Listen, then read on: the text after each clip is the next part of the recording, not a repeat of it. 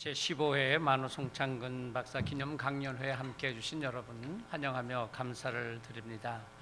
이제 우리 함께 묵상기도 드리시면서 오늘 기념 강연회 시간을 갖도록 하겠습니다. 함께 묵상기도 드리시겠습니다.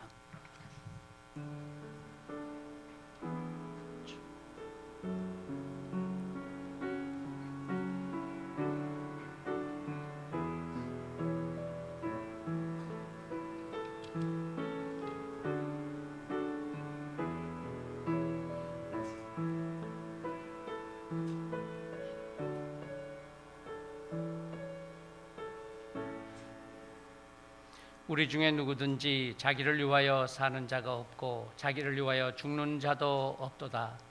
우리가 살아도 주를 위하여 살고 죽어도 주를 위하여 죽나니 그러므로 사나 죽으나 우리가 주의 것이로다. 아멘.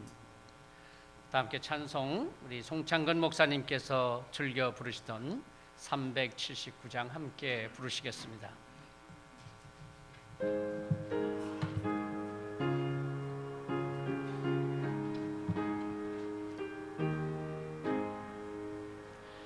내 갈 길 멀고 밤은 깊은 데에 빛 되신 주, 저 본향 집을 향해 가는 길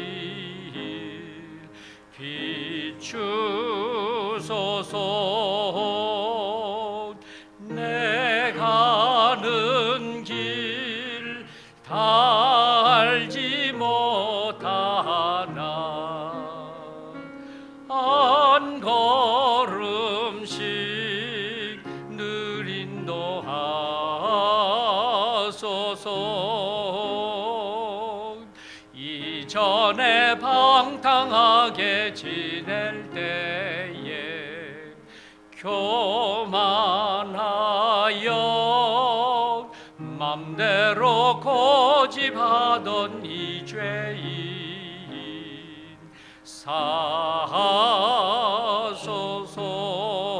사소서. 내 지은 죄 다 기억 마시고 주 뜻대로 늘 주장하소서. 이전에 나를 인도하신 주,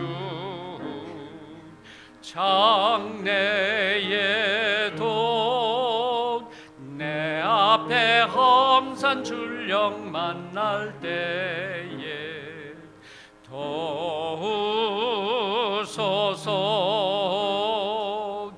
밤 지나고 저 밝은 아침에 기쁨으로 내 주를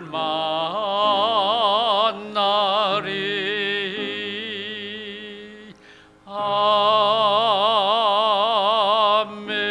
아멘. 이제 송암교회 담임 목사님이신 김정권 목사님께서 강연을 위해서 기도해 주시겠습니다.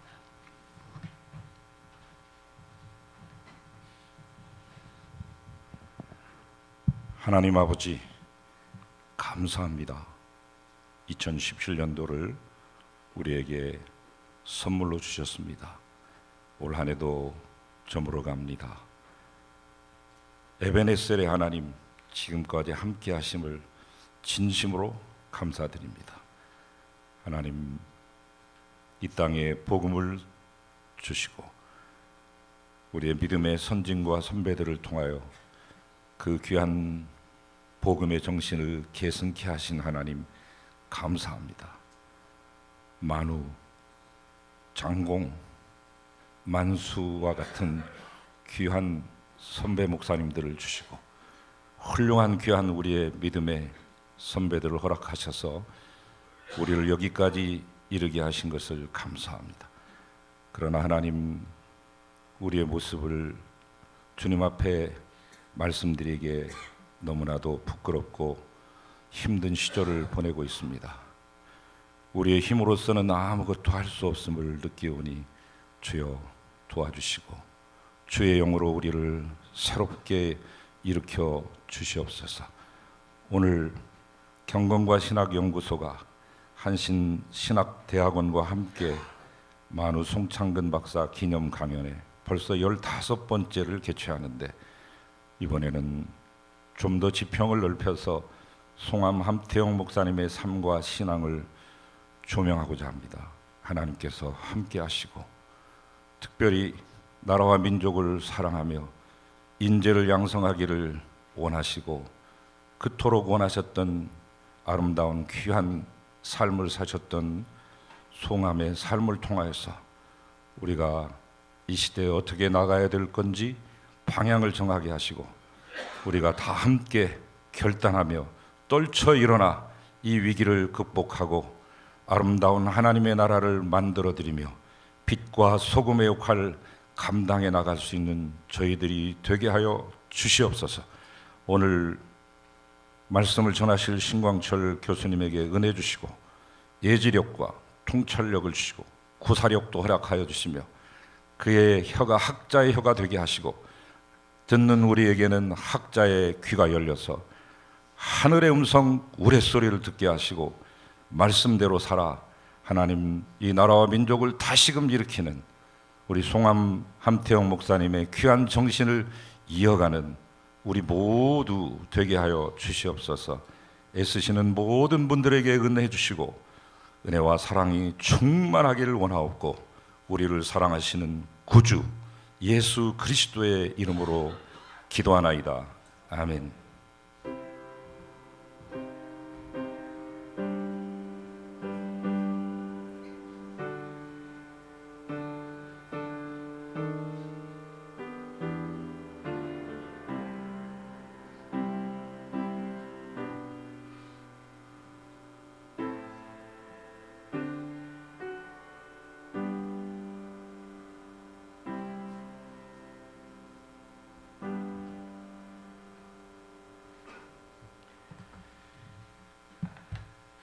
오늘 성경 말씀은 로마서 13장 1절에서 11절 말씀 순서지 순서 오른쪽에 기록되어 있는 표준 세번역 개정판으로 봉독하도록 하겠습니다. 특별히 이 말씀은 송 목사님께서 조선의 위기라고 하는 논문을 쓰시면서 본문으로 삼으셨던 말씀인데요.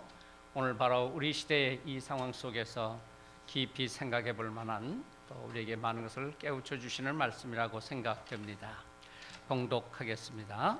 사람은 누구나 위에 있는 권세에 복종해야 합니다. 모든 권세는 하나님께로부터 온 것이며 이미 있는 권세들도 하나님께서 주신 것입니다. 그러므로 권세를 거역하는 사람은 하나님의 명을 거역하는 것이요 거역하는 사람은 심판을 받게 될 것입니다.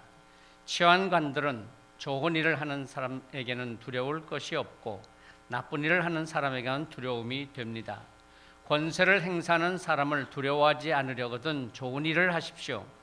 그러면 그에게서 칭찬을 받을 것입니다. 권세를 행사하는 사람은 여러분 각 사람에게 유익을 주려고 일하는 하나님의 일꾼입니다. 그러나 그대가 나쁜 일을 저지를 때에는 두려워해야 합니다. 그는 공연히 칼을 차고 있는 것이 아닙니다. 그는 하나님의 일꾼으로서 나쁜 일을 하는 자에게 하나님의 진노를 집행하는 사람입니다. 그러므로 진노를 두려워해서만이 아니라 양심을 생각해서도 복종해야 합니다. 같은 이유로 여러분은 또한 조세를 바칩니다. 그들은 하나님의 일꾼들로서 바로 이 일을 하는 데 힘쓰고 있습니다.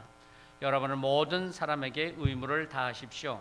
조세를 바쳐야 할 이에게는 조세를 바치고 관세를 바쳐야 할 이에게는 관세를 바치고 두려워해야 할 이에게는 두려워하고 존경해야 할 이는 존경하십시오.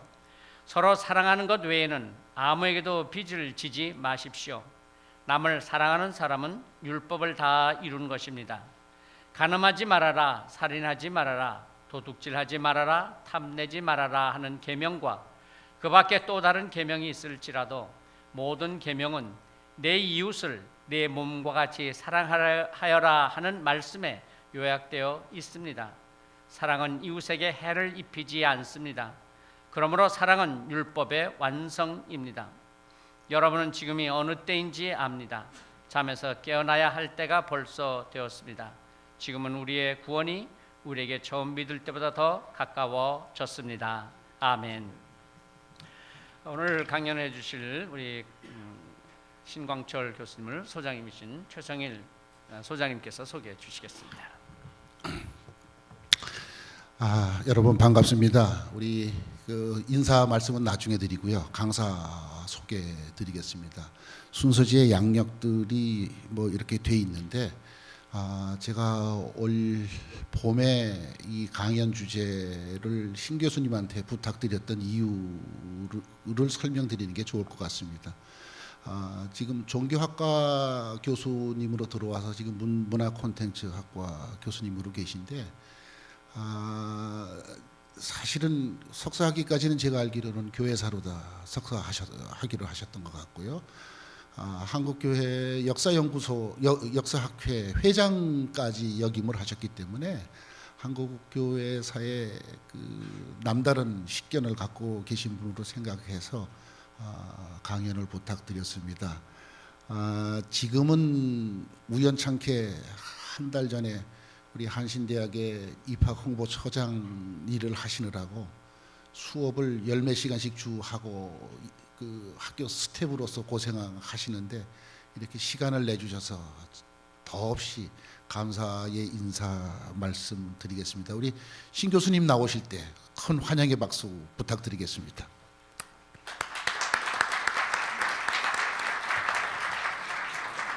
여기 사실.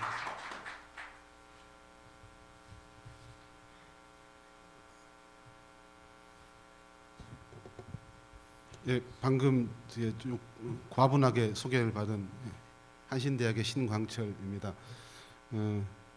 이제 저는 이제 박사학위 논문을 한말 개항기 한국 천주교와 개신교의 상호 관계 및 인식을 주제로 박사학위 논문을 작성을 했고요.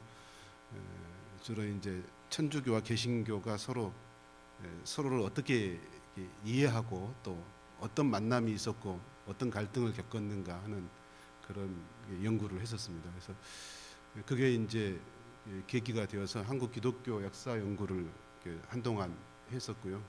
그래서 한국 기독교 역사 연구소에서 이제 동지들과 함께 한국 기독교사를 연구하고 있습니다. 최성일 소장님께서 봄에 저를 이렇게 부르셔가지고 워낙 평소에 말씀하실 때 말씀을 툭 던져놓으시고 그 다음에 빙긋이 웃는 그런 스타일이시거든요. 그래서 던지시고 함태영에 대해서 한번 글을 써보면 어떻겠느냐 그래서 제가 처음 공부를 안 해본 주제여서 그렇지만은 한신의 역사에서 굉장히 중요한 인물이라고 하는 것을 알고 있었기 때문에 한번 공부해 보겠습니다. 이렇게 대답을 했었습니다. 그런데 뜻하지 않게 제가 보직을 맡게 되면서 굉장히 힘들었습니다. 두 번째로는 저는 이제 워낙 한국 근현대사에 큰 족적을 남기신 인물이기 때문에 연구가 많이 돼 있을 거라고 생각하고 하겠습니다 했는데 그게 제 실수였습니다. 연구가 많이 안 돼 있었더군요. 그래서 자료를 찾느라고 꽤 고생을 하고 또 읽고 그렇게 했습니다. 오늘 제가 이제 PT를 준비를 했기 때문에 PT 중심으로 말씀을 드리도록 하겠습니다.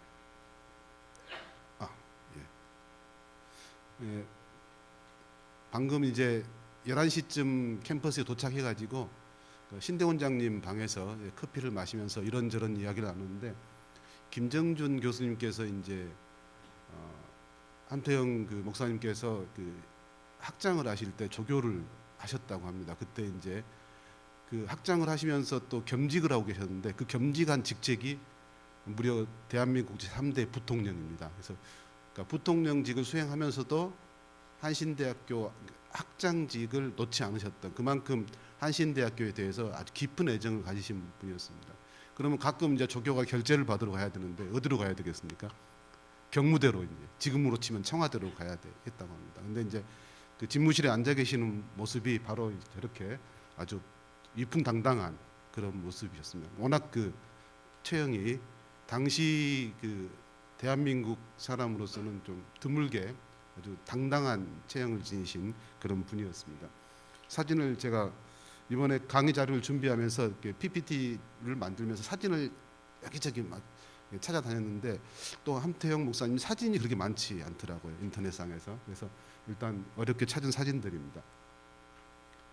이게 지금 제가 알고 있는 거하고 달라서, 예. 오늘 제가 드릴 말씀은 크게 이제 두 가지입니다. 함태영 목사님의 삶과 신앙에 대한 이야기인데 제목은 그렇게 달아봤습니다. 사회와 종교, 부재를 나라와 교회의 겸전이다. 그러니까 두 가지를 함께해서 온전함을 이루는 그런 뜻으로 겸전이란 단어를 골라봤습니다. 앞으로 이제 함태영 목사님 호를 중심으로 강의할 때 부르도록 하겠습니다. 송암의 시대는 1873년에 태어나셔가지고 1964년에 소천하셨는데요. 이때가 태어나신 때가 그러니까 우리로 치면은 새로운 역사가 열리는 그런 시기입니다. 제대로 평가를 못 받고 있지만은 고종의 친정이 시작되는 그런 시기였습니다. 그러니까 역사적으로 굉장히 중요한 시점에 탄생을 하셨고요. 1873년에 태어나서 송암이 거쳐온 역사를 시기 구분을 해보면 개화기, 일제강점기, 해방공간, 그리고 한국전쟁기, 이승만 정권, 4.19 혁명, 박정희 군사정권. 그러니까 한 시기마다 굉장히 굵직한 그 시기를 관통해 오신 그런 분입니다.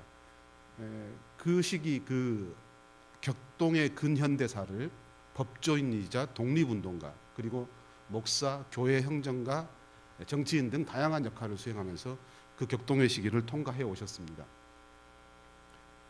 송암의 유상에 대해서는 학문적으로 대체로 이 세 가지로 평가가 되고 있습니다. 첫 번째는 우리나라 최초의 근대적인 법조인이다.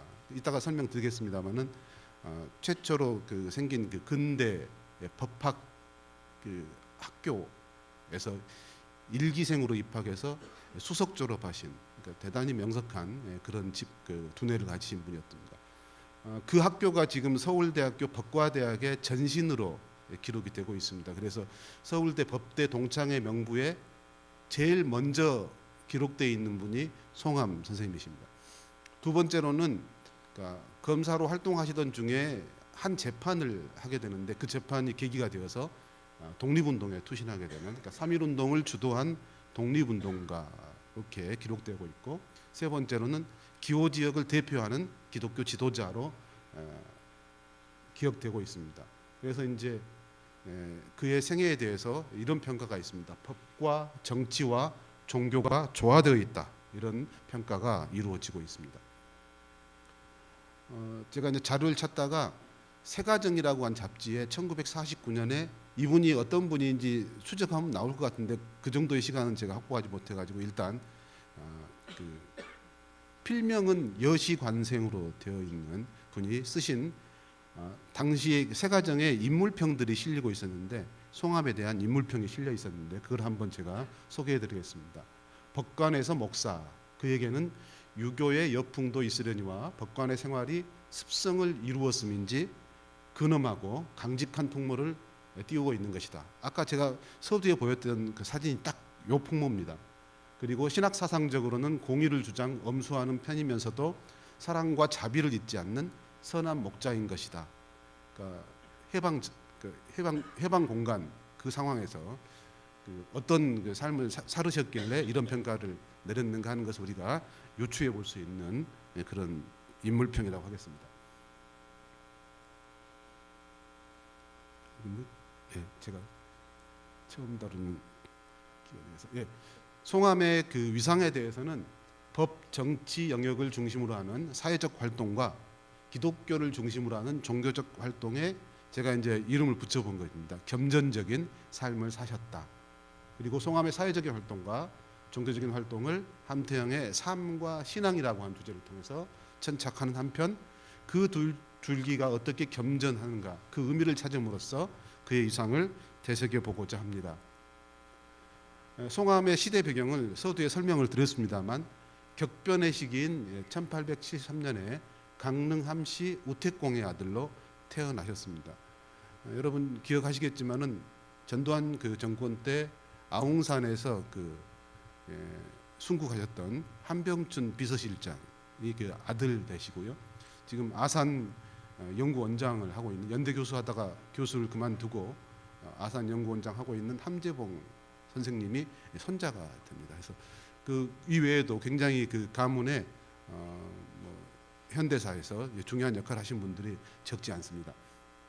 그의 출생지에 대해서는 제가 이제 연구 논문들을 좀 찾다 보니까 전주, 김제, 무산 뭐 이런 설이 있는데, 이럴 때는 학자들의 설보다 어떤 의미에서는 교회의 설이 더 우세한 경우가 많습니다. 왜냐하면 직접 겪었던 분들이 기록한 거기 때문에 실제로 그랬던 모양입니다. 제가 묘비 사진을 찾아보니까 잘 안 보이시겠는데요. 애국지사 함태영의 그 묘비명 그 뒷면에 함경북도 무산출생이라고 묘비명에 기록되어 있는 것으로 봐서 함경북도 무산에서 태어나신 것이 아마 정설이 아닐까, 그런 생각을 좀 해봤습니다. 아버지 그 하무택은 우국지정을 지닌 인물로서 학문적으로는 유교적인 배경을 지녔으면서도 일찍이 기독교를 받아들인 것으로 알려져 있습니다. 그래서 북장로교 선교사로서 연동교회를 중심으로 포교를 하고 있던, 한문 이름은 기일인데요. 이 계일 그 목사님과 함께 장로의 직분으로 교회 일을 맡아보고 있었다고 합니다. 그러니까 아버지는 유교적인 배경을 지니고 있었음에도 불구하고 기독교 신앙을 일찍이 받아들였던 그런 상황이고, 이때까지만 해도 아들은 여전히 관망하는 자세였을 거라고 생각이 됩니다. 옛날에는 주로 이제 그 어렸을 때 교육을 외가에서 담당을 했었거든요. 그러니까 제가 초등학교 때 배웠던 교과서 내용이 어떤 게 있었냐면은, 율곡 이 선생님께서 신사임당의 손을 붙잡고 그러니까 외가에 갔다가 이제 본가로 돌아가는 장면, 그러니까 대관령 그 고개에서 외가가 있던 쪽을 이렇게 돌아보면서 쓴 그런 이야기가 있는데, 그 이야기가 초등학교 교과서에 있었던 모양입니다. 그걸 저희들이 그때 뭐 암기하게 해가지고, 옛날 초등학교 교육은 암기식 교육이어서 외웠던 그런 기억이 있습니다. 그래서 지금까지 기억에 나고 있는데요. 그러니까 외가에서 이제 주로, 저도 어렸을 때 외가에 자주 갔던 것 같아요. 근데 요즘에는 외가가 이제 교육의 장으로서 의미를 상실한 그런, 어떤 의미에서 외가에서 전통적인 교육을 받았다라고 하는 것은 대단히 저는 의미 있다고 생각하거든요. 어찌 보면 양가의 가풍이 만나는 게 결혼인데, 주로 이제 본가에서 생활을 하게 되기 때문에 성장하면서는 어렸을 때 외가의 가풍을 익히는 일은 대단히 의미 있다고 생각하는데, 송암 선생님께서도 어렸을 때 이제 외가가 있는 한북 무산에서, 이렇게 여기까지 제가 글 쓰고 다시 한번 출생지에 대해서는 좀 약간 의구심이 들긴 했는데, 묘비명에 그렇게 적혀 있으니까 일단 한북 무산 출신으로 하고, 이제 차제 족보도 좀 뒤져보고 좀 연구 과제로 삼아 볼 생각입니다만은, 일단 한북 무산에서 그 교육을 좀 받다가 11살까지 소년기를 보내고 어머니와 함께 아버지가 사는 서울로 올라왔다. 그러니까 여러 편에 그래서 아버지께서 그 집을 좀 도예시하고 서울에서 생활을 하셨던 것으로 기록이 되고 있는데, 그걸 제가 확인하지 않는 그런 사실을 글에 남길 수가 없어가지고 글에는 적지를 않았습니다. 근데 하여튼 함경북도 무산에서 소를 타고 서울로 올라온 것으로 되어 있습니다. 이 부분도 검증이 좀 불가능한 부분이기도 하고, 그래서 글에는 적지 않았는데 뭐 강연이니까 그런 이야기들이 있다는 것은 소개를 드리겠습니다. 그러다가 이제 나중에 소개를 하겠습니다. 이제 법학교를 졸업하고 이제 법관으로서 일을 하게 되는데, 당시 이제 고등재판소 검사로 일하고 있던 때였는데, 이 고등재판소는 정치법문을 다루는 그런 재판소입니다. 거기서 1898년 11월에 소위 독립협회 사건을 담당을 하게 됩니다. 그래서 공화정을 만들려고 한다는 게 무고를 받아가지고 체포된 독립협회 간부들을 담당했는데, 당시 이제 왕의 통치권, 뭐 변형된 형식이지만 왕의 통치권 하에 있던 그런 국면이었기 때문에, 이런 오늘날로 치면 국가보안법 위반에 해당되는 그런 사범으로, 그러니까 굉장히 엄중한 상황에서 체포가 된 분들이죠. 그런데 이제 송암 선생님께서는 법관이면서도 굉장히 원리 원칙을 지키는, 법리를 따지는 그런 분이었습니다. 그래서 본인이 따져 보니까 이분들이 그런 의도가 없는 것 같다라고 판단을 하셔가지고 독립협회 관계자들이 매우 가벼운 처벌을 받고 풀려날 수 있게끔 도와주었습니다. 이 일로 굉장히 좀 곤혹스러운 그런 일을 당하게 됩니다. 그러니까 말하자면 그 성분이 드러나는 그런 계기가 된 셈이죠. 이 사건이 그 송암의 삶에 결정적인 역할을 이렇게 미치게 됩니다. 특히 이제 취조했던 분들 중에는 얼람 선생님도 계셨는데요, 이상재 선생님 계셨는데 취조하면서 오히려 설교당하는 셈이 되어서 그 평생 훈무하게 되었고, 또 이후에 이상재 선생님과 송암 선생님은 계속 그 교분을 맺게 되는 그런 관계가 됩니다. 그리고 이제 그런 사건 이후로 독립운동가 진영에서도 함태영 선생님을 상당히 그 우호적으로 그렇게 평가하는 그런 분위기가 형성이 됩니다. 송암의 그 사회적인 삶에 있어서 법조인으로서의 의식과 태도는 매우 강력하고 중요한 동기를 이루었고, 저는 이 부분이 그의 목회 생활에도 영향을 미쳤다라고 판단을 하고 있습니다. 그가 법조교에 투신한 이유는 개인적이라기보다는 사회적인 그런 것이었다고 볼 수 있습니다. 앞서 소개해드린 그 인물평에서 이런 대목이 나옵니다. 파란색 글씨로 되어 있는 부분인데요. 그가 법관이 되었던 동기가 부패한 정세를 숙청하고 기강을 세우려는, 제가 문법을 잘 몰라서 이렇게 쓴 게 아니고요, 그 당시 표기법이 이렇습니다. 청년의 의분과 열정의 인함이었거니와, 이렇게 이제 인물평을 하고 있습니다.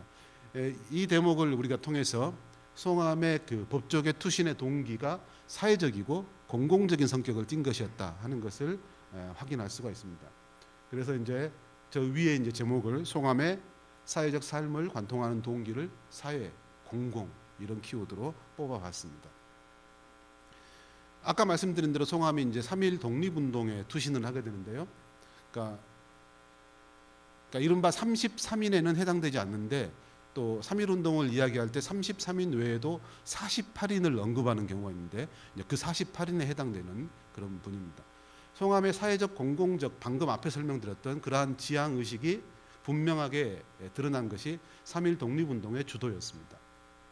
송암의 3.1 운동 참여에는 기왕의 사회적 공공적 지향 의식과 함께 기독교 신앙의 내연, 그러니까 신앙이 안에서 이렇게 불타오르는 그런 것이 핵심적인 계기가 되었다라고 생각을 합니다. 특별히 그러니까 평양신학교에서 남강 이승훈 선생님과 이제 동학을 하게 되는데요. 남강 이승훈 선생님이 송암보다는 9살 연상이신데 학번으로는 아래입니다. 이럴 때 항상 캠퍼스에서 묘한 기류가 형성이 될 수가 있는데요. 그런데 두 분 사이는 굉장히 좋았던 것 같고요. 그래서 이제 두 사람이 3.1 운동을 준비하는 과정에서 사실상 기독교를 대표하는 네트워크를 구축하게 되십니다. 송암은 이른바 33인 가운데 한 사람이 아니었음에도 불구하고 가장 센 형을 받게 됩니다. 그러니까 3.1 운동 주모자로 기소된 48명 가운데서도 손병희, 최린, 한용운, 그러니까 아마 대표급이죠. 이분들과 더불어 최고형인 징역 3년을 받았습니다. 오른쪽에 그 이제 형과 관련되는 문서를 찾아가지고 보여드리는 것이고요. 송암이 독립선언서에 서명하지 않은 이유는 당시에 투옥된 사람의 가족을 원조해준 한편, 그러니까 말하자면 변호사가 필요하지 않겠습니까? 그런 역할도 필요했다고 보여집니다. 독립운동을 계속할 목적이었다고 알려지고 있습니다. 이 사건 이후에 이제 망명을 결심하고 시도를 하는데 그 망명은 성공하지 못하고요. 그리고 이제 체포되는 그런 상황이 있었습니다. 송암 자신도 나중에 33인의 독립선언 후에 제3차 독립선언자를 비밀 편성할 사명을 가지고 있었다라고 수리하기도 하셨습니다. 그다음에 이제 함태영의 삶에서 빼놓을 수 없는 게 정치적인 활동인데요. 1945년 9월 한민당이 창당될 때 발기인으로 참여했습니다. 그러니까 한민당은 우파적 성향의 민족주의 진영이라고 보시면 되겠고요. 1952년 전쟁 중에 실시된 정부통령 선거에서 298만 표를 얻어가지고 대한민국 제3대 부통령에 당선됩니다. 이때가 이제 전쟁 중에 이루어진 선거였고 이승만 대통령의 영향이 막강하게 행사되는 그런 시점이었다고 볼 수가 있겠습니다. 송암은 이제 부통령으로서 자신의 역할이 국민의 소원과 말이 정치에 도달할 수 있게 하는 교량이 되는 데 있다고 보았습니다. 실제로 부통령직을 수행하면서 이러한 그 소명을 수행하셨던 것으로 판단이 됩니다. 왜냐하면은 끊임없이 이승만 대통령에게 직언을 하는 몇 안 되는 인물이었거든요. 그래서 나중에는 잘 안 만나주는, 대통령이 부통령을 잘 안 만나주는 그런 일까지 있었다고 그렇게 기록되고 있습니다. 4년 임기의 부통령직을 마치고 1956년에 퇴임하면서 송암이 이렇게 이야기합니다. 어느 것 하나 만족한 열매를 거두지 못하였다. 그렇게 말하면서 그 점을 참 부끄럽게 여긴다. 이렇게. 송암이 쓴 글을 읽다 보면 부끄럽다라고 하는 표현이 아주 심심치 않게 등장하거든요. 그러니까 늘 본인의 활동에 대해서 그러니까 부끄러움을 느끼는 그런 글을 쓰셨던 것 같습니다. 그 아래에는 제가 당시 그 제3대 부통령 선거 결과를 그 당시 신문 기사에서 오려서 보여드렸는데 잘 안 보이실 겁니다만은 그 이범석이라고 하는 후보와 경쟁했던 그런 상황을 볼 수가 있는데 거의 한 100만 표 정도 차이가 났던 그런 도표를 통해서 볼 수가 있습니다. 글에는 이게 안 들어가 있습니다. 글을 작성하고 PPT를 만들고 해서 글에는 들어가 있지 않습니다. 당시 이제 그 부통령 선거를 기록했던 신문 기사들인데요. 그러니까 이 박사 당선 결정적, 부통령엔 함태영 씨 50만 표 리드. 이게 이제 오늘날 같으면 이거 있을 수 없는 일이거든요. 선거관리법에 위반되는 일인데 당시는 참 이렇게 좀 허술했던 시대였던 모양입니다. 그래서 중간에 이런 보도가 나갑니다. 이런 보도가 나가면 이제 더 표가 더 붙게 되겠죠. 그러니까 50만 표 리드에서 결과는 100만 표 리드로 끝나게 되는. 이게 이제 흔히 말하는 관건 선거죠. 예, 그렇게 이제 됐던 겁니다. 그리고 이때 기독교인들이 앞장서서 지지를 했던 모양이고요. 그 오른쪽 경향신문은 예나 지금이나 그 비판적인 논조를 유지하고 있는 그런 신문인데 경향신문에서 그런 그 상황을 이게 염려하는, 우려하는 그런 기사를 실었던 것도 볼 수가 있습니다. 제가 이제 연구를 하다가 정말 송암 선생님 대단하다라고 생각했던 게 부통령을 마치신 때가 연세가 적지 않은 나이인데 그때 김정준 교수님하고 세계 일주를 단행을 하십니다. 제 꿈도 세계 일주인데요. 사실은 그 팔순이 넘기신 그런 상황에서 세계 일주를 단행하신다. 도대체 얼마나 더 많은 일을 하시려고 세계를 들여다보고 싶어 하셨을까 생각하니까 가슴이 굉장히 뜨거워지더라고요. 그래서 굉장히 큰 도전을 연구를 하면서 받았습니다. 나도 꼭 세계 일주를 해야겠다. 근데 세계 일주 한 목적이 뭐냐면은 세상을 더 넓게 읽고 그 세상을 읽은 지혜를 아마 우리에게 남겨주시고 싶었던 게 아닌가 하는 생각이 들고요. 그 과정에서 이제 김정준 교수님께 동행하시면서 함태영의 세계 일주기라고 하는 책을 쓰시는데 그게 지금 한신대학교 도서관에 있습니다. 1956년 8월 18일 노령에도 불구하고 김정준 교수님과 함께 세계 일주의 장도에 올랐습니다. 그래서 여기 이제 함태영 옹, 이 옹이라는 글자가 눈에 띄죠. 세계 일주기라고 하는 책이 나와 있습니다. 이 책을 좀 한번 연구를 해봐야겠다 하는 생각이 들더라고요. 실제로 이거 한 편만 연구해도 논문 한 편이 나오겠다 하는 생각이 들었습니다. 여행 중에 학자들은 뭘 하다 보면 자꾸 이거 논문 쓰면 좋겠다 이런 생각하거든요. 여행 중에 네덜란드 헤이그에 묻혀 있는 옛 법관 양성소 동기인 이준의 묘를 찾았습니다. 그러니까 이준은 그러니까 아까 소개했던 법관 양성소의 일기생으로 같이 공부를 했습니다. 이 법관 양성소 일기 어찌 보면 대단히 특혜였습니다. 재학 연한이 6개월이었습니다. 6개월 만에 법학사하고 변호사 자격증을 주는 요즘 그런 학교 있으면 대박일 텐데요. 그래서 그런 그 학교였습니다. 근데 당시 이제 이준 열사는 그 법조계나 이쪽에 뒷배경이 좀 단단했고 함태영 선생님은 그렇지는 않았던 모양입니다. 초창기에는 이준 열사가 이제 승승장구했었고요. 나중에는 이제 고정의 특명으로 헤이그에 파견이 되죠. 근데 그때 이제 거기서 순국을 하십니다. 그래서 송암이 이제 그 묘 앞에서 이렇게 이야기합니다. 거기에 누워 오고 가는 사람들에게 이준 열사가 애국이 무엇인지 가르치고 있는데 감업하면서 나는 아무것도 한 것이 없다. 사실 부통령까지 지내시고 한신대학교 학장, 이사장까지 지내신 분이 그리고 총회장도 여러 교단에서 총회장을 지내신 분이거든요. 그런 분이 나는 아무것도 한 것이 없다 이렇게 말씀하시면 저 같은 사람은 어떻게 하라는지 그런 생각이 들더라고요. 1964년 10월 24일 92세를 일기로 소천하십니다. 장례는 국민장으로 엄숙히 거행되었습니다. 제가 이 장례식 사진이 있는가 샅샅이 뒤졌는데 못 찾았습니다. 더 찾아보겠습니다. 송암의 이제 신앙으로 넘어갈 텐데요. 송암의 입신 동기에 아까 소개해드린 그 인물평에 송암의 입신 동기에 대해서도 멘트가 있습니다. 그래서 좀 읽어볼까 합니다. 그의 신앙의 동기도 일찍이 개인을 사별하여 청산에 장사하던 그날 밤 잠을 이루지 못하고 전전반측하다가 성경을 펼쳐 읽는 중 아버지여 저들을 사하여 주옵소서 자기 하는 일을 알지 못함이니다. 그러니까 누가복음 23장 24절 말씀입니다. 하는 예수님의 그 십자가 위에서 올리신 기도의 말씀에서 큰 충격을 받아 믿음의 결심을 굳게 했다는 것이다. 목사가 된 동기도 은총에 대한 감격을 인합니다. 나이 40에 가까울 때 불치의 뇌종에 걸려 어떤 글에서는 복부라고 하고 어떤 글에서는 넓적다리라고 하는데 확인을 해봐야 됩니다. 그래서 뇌종에 걸려 의사의 사망 선고를 받았었다. 선고를 받은 후 그는 속으로 일주일간 기도하기를 결심하고 이 병에서 구원하여 주시면 종생토록 이 몸을 주께 바치겠나이다 하고 기도를 시작한 지 제6일 만에 이상하게도 기적적으로 완쾌되어 퇴원한 즉시로 당시 복심법원 판사의 직임을 사면하고 교회를 섬기기 시작하여 평양신학을 마치고 성직을 받은 것이다.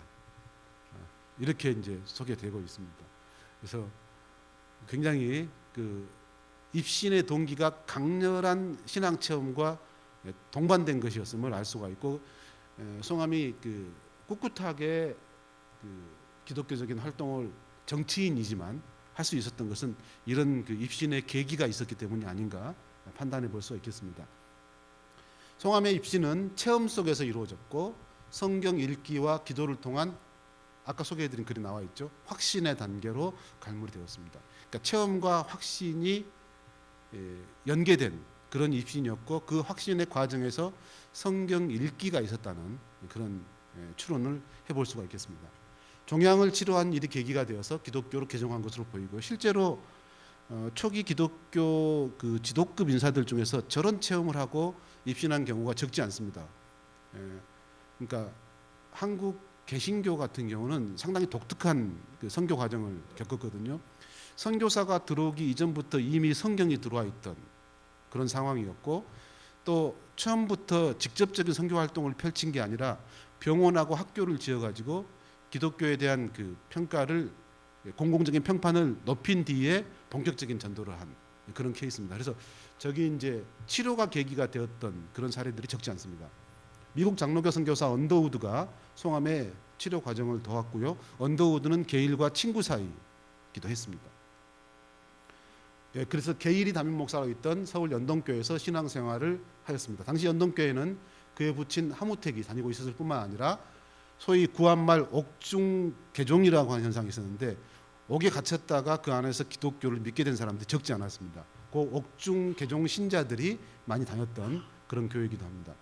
그래서 이제 대표적인 인물이 이상재, 이원긍. 이원긍은 조선 기독교 외교사라고 한 책을 저술한 이능화 선생님의 아버님이십니다. 그리고 김정식, 유성준 이런 이제 국지관 인물들이 옥중에서 개종했던 그런 인물들입니다.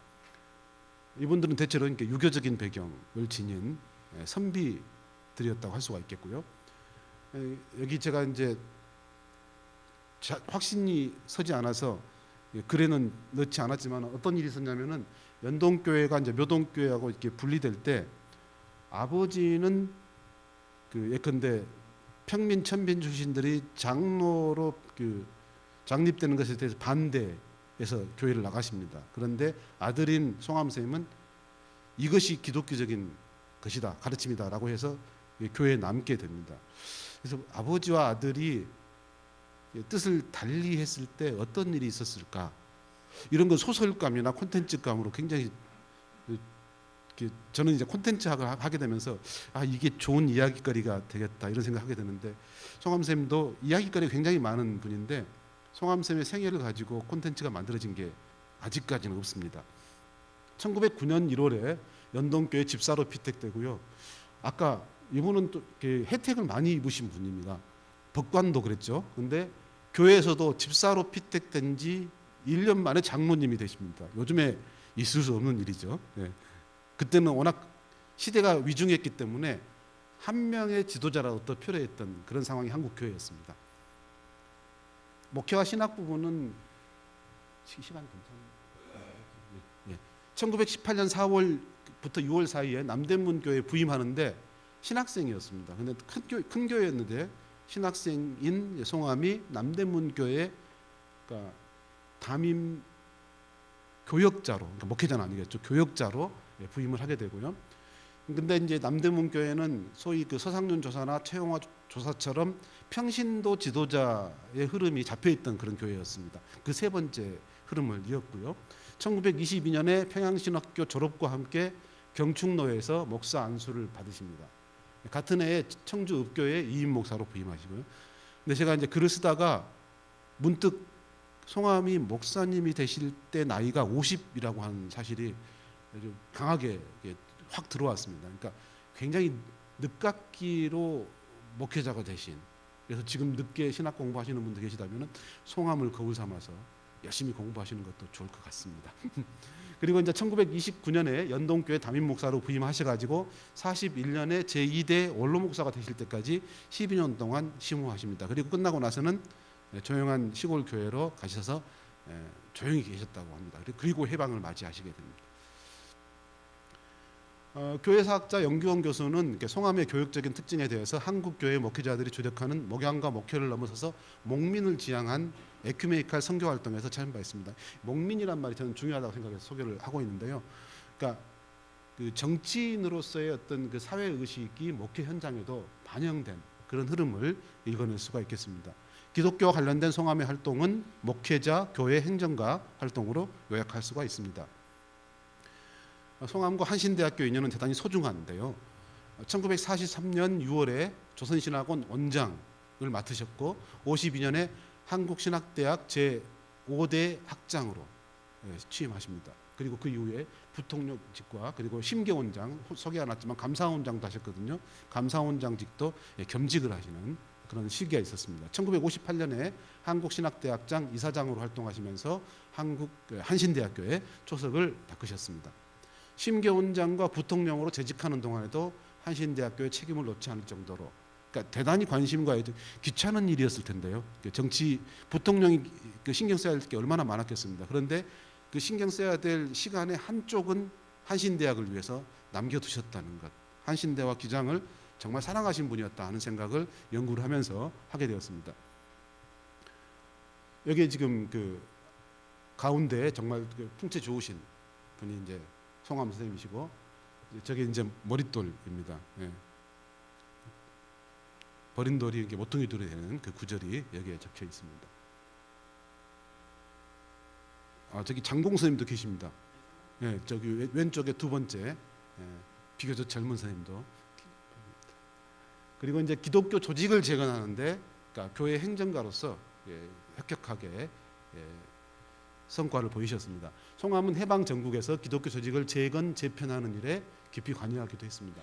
모든 개신교단을 아우르는 조선 기독교 남부대회가 있었는데, 그때 요즘도 총회에 가면 중요한 역할을 하시는 분이 한 분 계십니다. 법제부장 이런 분들. 그러니까 총회에서 제일 많이 나오는 게 법이요라고 한 단어 아닙니까? 근데 이 법제부장을 맡으신, 그래서 이제 교파를 초월한 단일한 교회를 만드는 일에 적극적으로 나서셨고요.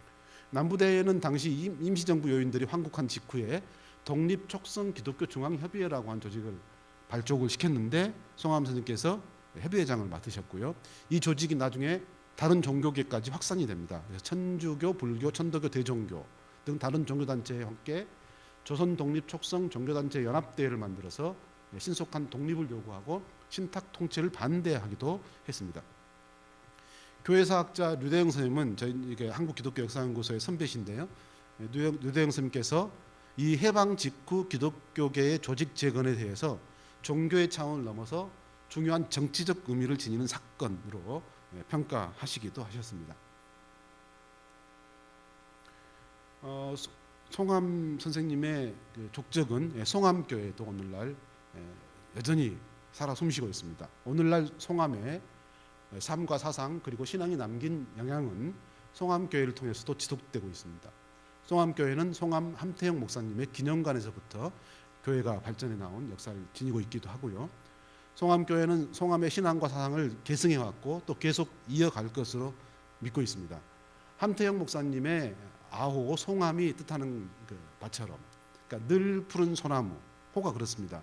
그리고 굳건한 바위처럼 그렇게 계속 될 것으로 믿고 있습니다. 송암교회 1975년도의 이미지하고 현재 이미지를 대비를 시킨 뭐 비슷한 이미지인 것 같은데 측면과 정면 이렇게 보이기도 하죠. 아까 소개해드렸던 인물평에 마지막으로 송암을 이렇게 평합니다. 그는 마음과 뜻과 정성을 다하여 교회를 사랑하는 이다. 그는 마음과 뜻과 정성을 다하여 나라를 사랑하는 이다. 그의 머리는 교회로 차 있다. 그의 머리는 나라로 차 있다. 아마 송암 선생님의 삶과 신앙을 한꺼번에 잘 갈무리해주는 그런 표현이 아닌가 생각해 봅니다. 그래서 마지막으로 송암의 삶은 사회와 종교 내지는 나라와 신앙이라고 하는 두 개의 바퀴로 이루어져 있다. 이렇게 결론을 내리고 싶고요. 송암의 삶은 사회와 종교 내지는 나라와 교회의 겸전으로 갈무리되어 있다. 이렇게 결론을 내릴 수가 있겠습니다. 한 인물의 평생을 기념하는 언설이 있습니다. 그게 이제 조사라고 하는 것입니다. 돌아가시고 나면 평소에 친분이 깊었던 분들이 그를 위해서 마지막 보내드리는 메시지를 남기는데 그것이 조사입니다. 1964년 9월 24일자 조선일보에 실렸던 조사인데요. 한번 읽어보겠습니다. 수많은 애국자가 있었지만 가장 고결하고 근엄했던 이가 하몽이었습니다. 다른 사람보다 비교적 장수한 92세에 돌아가셨으니까요.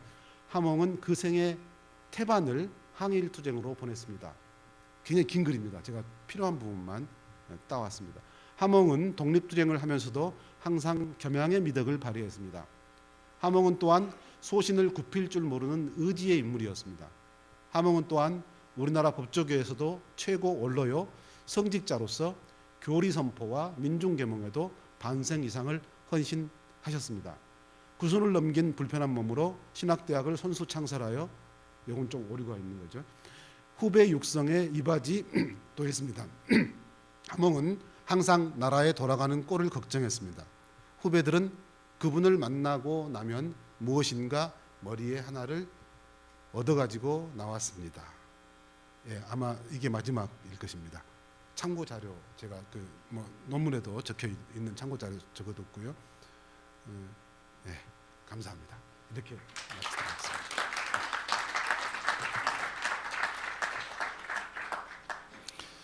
마치겠습니다. 충분한 시간을 드리지 않았는데도 우리 송암 목사님에 대해서 자세하게 저희들한테 알려주셔서 우리 신광철 교수님께 뭐라고 감사 인사 말씀드릴 수 없겠습니다. 따로 조용히 만나서 제가 감사 인사 드리는 게 좋을 것 같습니다. 이 시간 이제 끝나고 나면 저희들이 이제 확인할 텐데 유족 되시는 분 두 분이 참석을 여기 해주셨어요. 한 분은 저는 족보순으로 하지 않고 연세순으로 하겠습니다. 우리 덕수교회 은퇴 장로님이신 한명호 장로님께서 참석을 해주셨는데 함태영 목사님의 증손자 되신다고 합니다. 그리고 한꺼번에 인사했으면 좋겠는데 두 번째 분은 우리 연세대의 법대 교수로 재직 중이십니다. 그러니까 우리 송암 목사님의 전공을 그대로 이어주시는 가계를 이어주시는 분으로 기억될 수 있는데 우리 함재학 교수님이 참석을 하셨었는데 우리 1970년대 우리 현대사에 가슴 아팠던 우리 한병춘 대통령 비서실장님 국외에 나가서 순직을 하셨는데 그분의 차남 되십니다. 그래서 송한 목사님의 손자 되셔서 좀 젊지만 우리 함장로님의 당숙 되신다고 그래서 두 분 인사 소개해드리고 우리 교수님 나와서 잠깐 인사 말씀 전해주시겠습니다. 잠깐 일어주시죠. 우리 다 같이 환영의 박수 부탁드립니다. 함 교수님 나오셨으면 좋겠어요. 저 위에 올라가서 하시죠.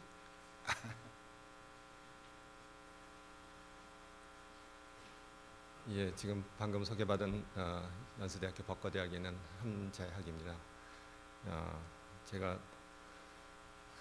어쩌다 보니까 학렬이 높아갖고 어리면서도 제가 대표로 나오겠습니다. 됐습니다.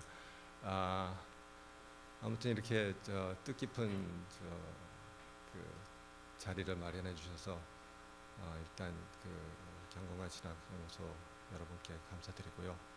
또 좋은 강연해 주신 신 교수님께도 참 감사드립니다.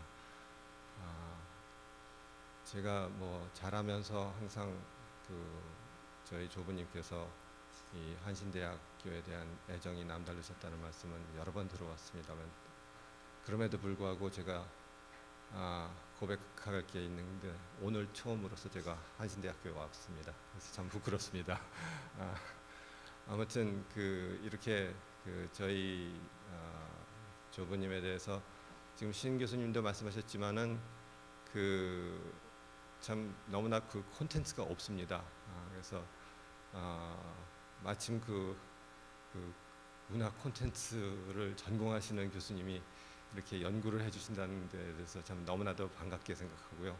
앞으로 계속 좀 연구가 이어지고 또 저희도 도울 일이 있으면은 진짜 도울 수 있게 되기를 바라겠습니다. 하여튼 저희들 강연 중에서 확인되지는 않았기 때문에 글에 안 쓰셨다는 부분들이 대부분 저는 자라면서 들었던 얘기들입니다. 그래서 근데 그것도 저 입장으로서도 어떤 무슨 문헌이나 그런 걸로서 자료를 제공할 수가 없기 때문에 참 안타까운 면도 있습니다만은 하여튼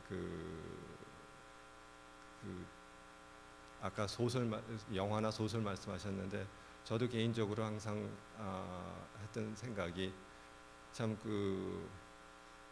워낙 긴 삶을 사셨기 때문에 전체 삶을 그거를 엮는 건 힘들 것 같고 적어도 예를 들면은 3.1운동 과정에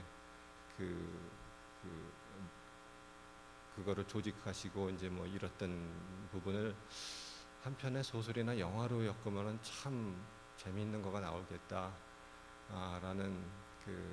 생각을 항상 해왔습니다. 그래서 참 근데 그거를 뒷받침할 수 있는 어떤 연구가 먼저 학문적인 연구가 선행이 되기 때문에 좀 오늘 그런 의미에서도 참 반갑게 생각하고요, 감사하게 생각합니다.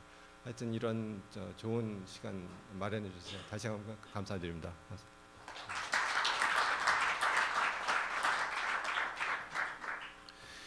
경건과 신학연구소는 사실은 만우 송창건 박사님과 만수 김정준 박사님의 신앙과 신학 그런 거를 중심으로 이제 한국 교회 뭔가 조그만 이바지를 해야 되겠다 하는 의미로 1999년에 시작을 연구소가 했습니다. 근데 그동안 14회에 걸쳐서 만우 목사님에 대한 연구들은 이제 다양한 측면에서 이루어졌는데요. 이제 만우 목사님 가지고 맨날 하다 보니까 이제 더 이상 할 거는 없는 거는 아닌데 그래도 조금 지평을 좀 넓혀야겠다.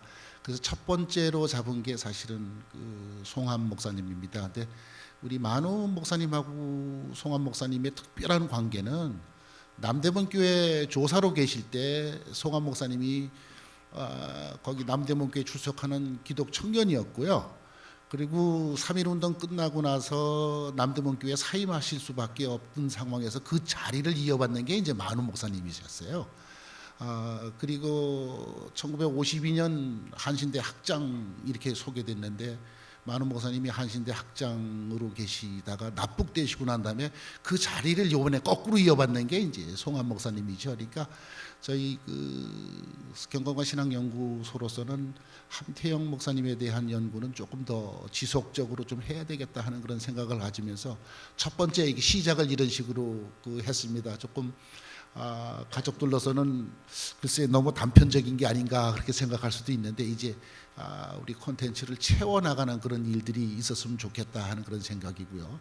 특별히 시간은 갔습니다만 장황하게 좀 설명을 좀 드려야 될 그런 부분이 여러분들이 이 자리에 여기 와서 공부를 하고 계시지만 학부에 있는 학생들은 기억할 거예요. 이제 학부에는 송암관이라고 해서 한 건물 유사홀 있는 건물이 이제 송암관입니다. 그래서 거기는 우리 함태영 목사님을 기념하는 그런 유적들이 좀 남아 있는데 이 신대원에는 하나도 없어요.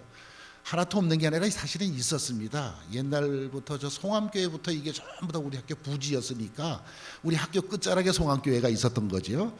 그래서 이제 송암기념관, 송암교회 이런 의미로 우리 학생들이 역사 속에 한 틀이었었는데 그걸 잊지를 않고 살았었는데 이제는 이제 교지가 분리가 되다 보니까 송암교회 따로 한신대학 따로 이렇게 생각하는 그런 점이 있어서 좀 역사를 좀 바로 알아야겠다 하는 의미에서 우리 학생들이 역사를 좀 배운다는 측면, 그 다음에 관심을 가진 사람들이 나 석사학위 논문 졸업할 때 한번 써보겠다 하는 사람들이 생길 것 같아서 참고문헌 이런 식으로 소개하면 이제 연구하는 사람들이 나오지 않을까 하는 조그만 희망을 가지고 이거 일을 시작을 했습니다. 여기서 특히 신대원에서 개최를 하는 게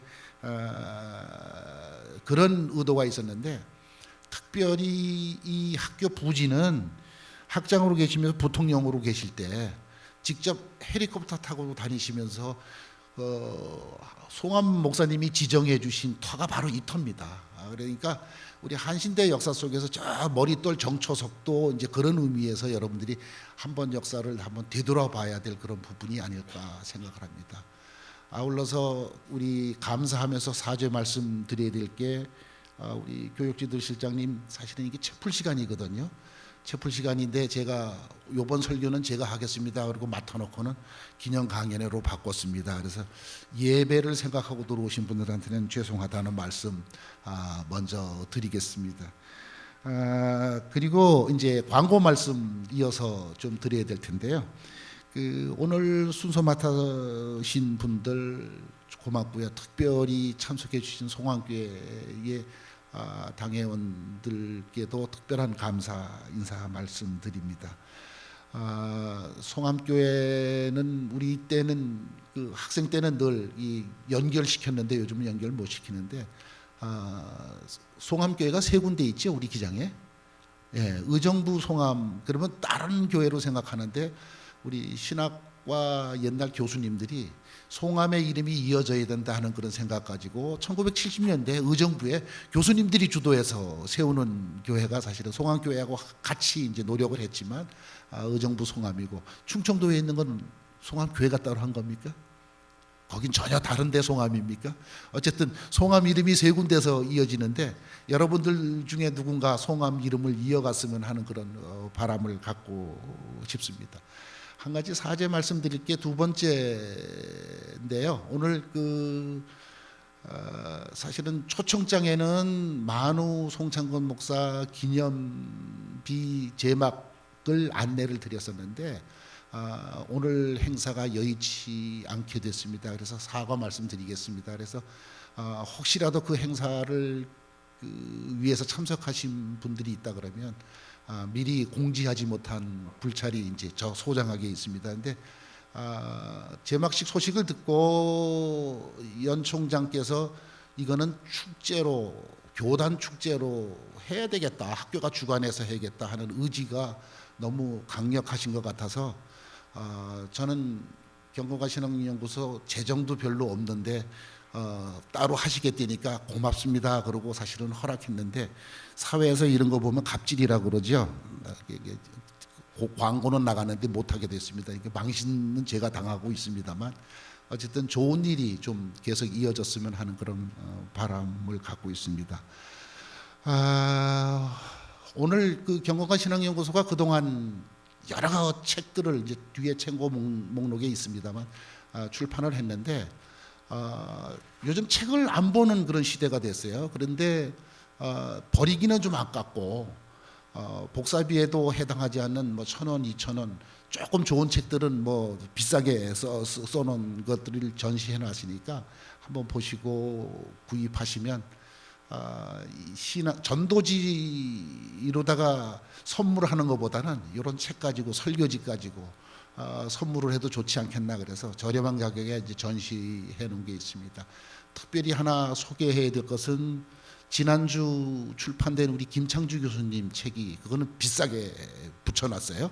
정가는 15,000원인데 10,000원에 이제 붙여놨는데 진짜 뜨끈뜨끈합니다. 따끈따끈도 아니고 왜냐하면 지난 일주일밖에 안 됐어요. 나온지 창세기 마루라는 책이 있는데 구약 원어 해설을 중심으로 설교하는데 또는 논문을 쓰는데 학문 연구하는데 굉장히 도움이 될 수 있는 책을 좀 몇 권 갖다 놨으니까 관심 있는 분들은 특별히 그 특별 할인 기간을 통해서 구매해 주셨으면 하고 광고 드립니다.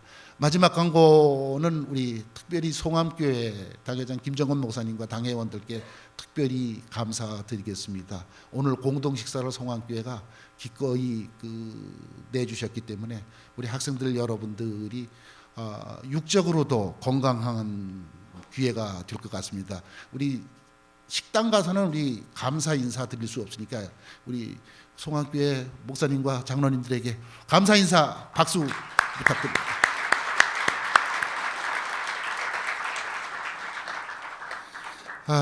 이상 광고 다 마쳤습니다. 이 기념 강연에 여러분이 경청해 주셔서 감사합니다. 여러분 감사합니다.